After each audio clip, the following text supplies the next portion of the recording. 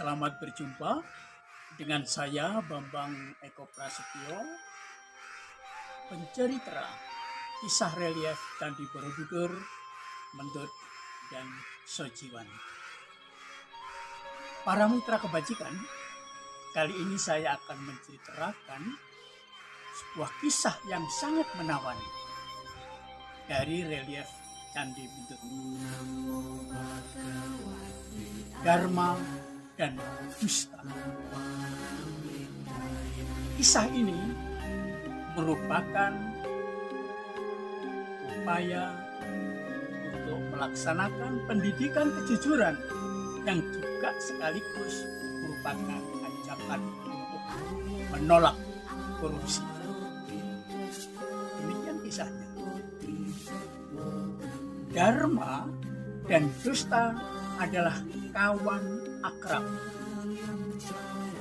Mereka tinggal di desa yang sama dan kebetulan orang tua mereka adalah keluarga terhormat, bahkan keluarga kaya. Ketika Dharma dan dusta berjalan-jalan di sekitar desanya, mereka berdua menemukan sebuah benda yang dari kejauhan tampak berkilau pada senja hari. Coba dicari, ternyata itu ialah bibir sebuah guci. Mereka berdua penasaran dan mereka berdua mencoba untuk membuka tutupan tanah di sekitarnya. Dan mereka terkejut. Ternyata di dalam guci itu banyak keping uang logam. Mereka bergembira raya, mereka merayakannya dengan berpelukan, dengan bersukaria, bahkan menyanyi sambil menari. Seusai merayakan kegembiraannya, mereka membuat kesepakatan. Kata dusta, Dharma, ini adalah kekayaan kita, ini adalah milik kita. Jangan sampai ada orang yang tahu bahwa kita punya uang. Dharma tersenyum, bilang, baik. Yang penting mari kita gunakan uang ini sama-sama, ya dusta. Oke, aku setuju. Setiap hari kita ngambil sekeping. Akur. Apa yang terjadi kemudian? Esok hari Dharma mengambil sekeping uang, begitu juga dusta. Dharma menggunakan uang itu untuk modal bertani. Ia mencoba menanam sayur yang cepat petik. Sebaliknya dusta menggunakan uang itu untuk datang ke sebuah warung, menikmati kopi sendiri pada siang hari. Hari esok Dharma tetap mengambil sekeping, namun dusta memiliki pemikiran, kalau mengambil sekeping, paling aku bisa minum kopi sendiri. Bagaimana kalau mengajak teman? Pasti nggak mungkin. Kalau kemudian aku akan mengambil lebih dari kesepakatan. Benar, dusta mengambil 2 hari itu. Lalu dia mengajak temannya, ayo ikut aku. Minum-minum, makan-makan di warung pinggir desa itu. Begitu seterusnya. Dharma tetap setia dan menggunakan untuk bertani. Dusta mengambil lebih banyak lagi, dari 2, 3, 4, sampai dia mengambil sesuka hati. Apalagi ketika dia harus mengajak seorang guna desa, pasti berbiaya lebih. Saat itu dusta, beberapa teman lelaki dan seorang putri cantik dari desa itu sukaria di warung tepi desa. Berkali-kali berlanjut terus hal itu, yang berarti dusta memerlukan biaya yang lebih banyak. Sementara Dharma tetap setia pada kesepakatan, dan dia juga sudah memperoleh hasil karena dia bisa memetik sayur yang tanam dan dia tidak merasa malu untuk menjualnya ke pasar. Kalau kita menghimpun sedikit demi sedikit, lama-lama menjadi bukit. Tapi harta segunung pun kalau ambil terus-menerus tanpa ada upaya mempertahankan apalagi mengembangkan, pasti harta itu akan habis. Begitu pula dengan keping uang dalam kunci yang ditemukan oleh Dharma dan dusta. Uang tak bersisa. Dharma tetap bisa bertani, sementara dusta kehabisan biaya untuk menraktir teman-teman. Pada saat itu dia justru menyebarkan berita bohong.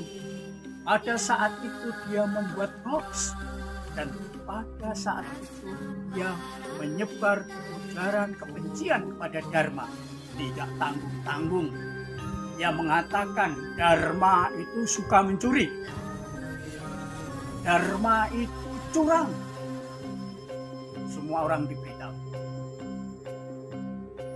Orang-orang di kampung, orang-orang di pasar percaya dengan apa yang dikatakan oleh dusta. Akhirnya berita itu sampai juga di telinga kepala kampung.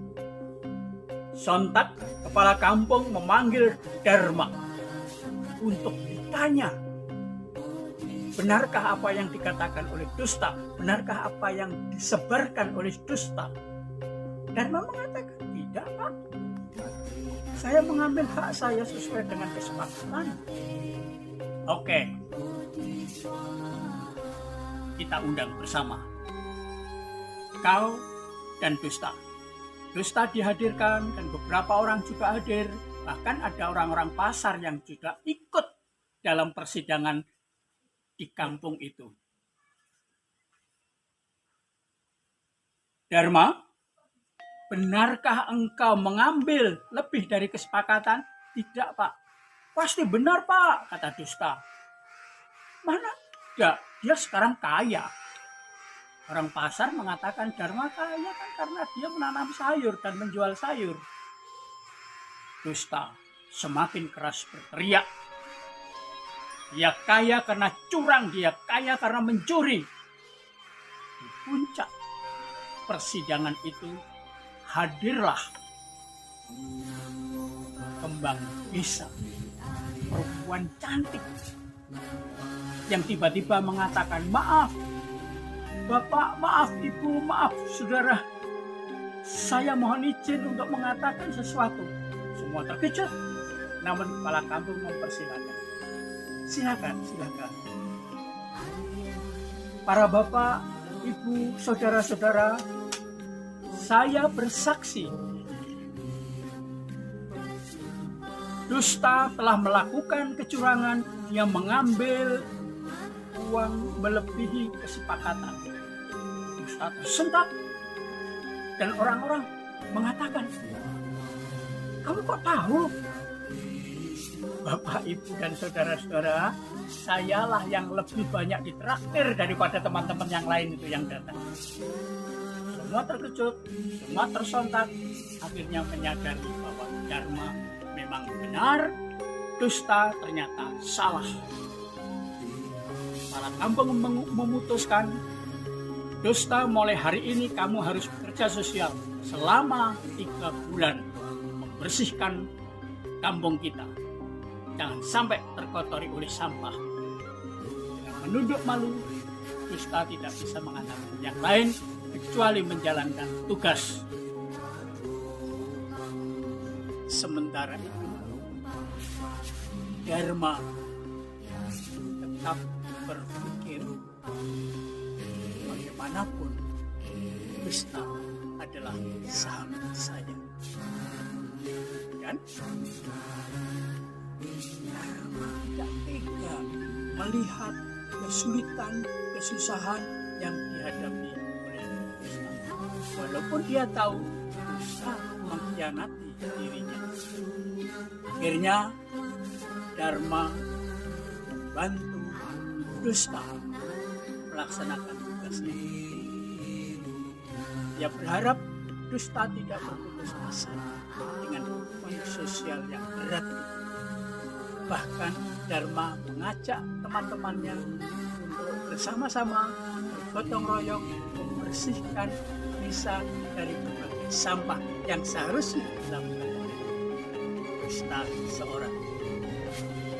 Diam, Dharma juga memberikan uang sebagai bekal dusta. Bekal untuk ngopi, bekal untuk berjalan-jalan walaupun tidak sebanyak uang yang ambil. Nah kawan-kawan, mari kita coba belajar dari peristiwa Dharma dan dusta. Dharma yang setia akan kesepakatan, Dharma yang menggunakan modal secara baik untuk bertani, dan ia akhirnya juga memperoleh kesejahteraan serta kebahagiaan dari hasil usahanya itu. Sementara dusta tidak apapun karena dia curang, dia dihukum karena berbuat jahat, yakni yang mencuri uang yang seharusnya menjadi hak teman. Nah, mari kita sama-sama belajar jujur, bukan curang. Mari kita bersama-sama belajar untuk kerja sungguh-sungguh, bukan hanya berfoya. Demikianlah kisah tentang Dharma dan dusta, semoga bermanfaat bagi kita semua. Sampai jumpa pada cerita yang lain dan terakhir.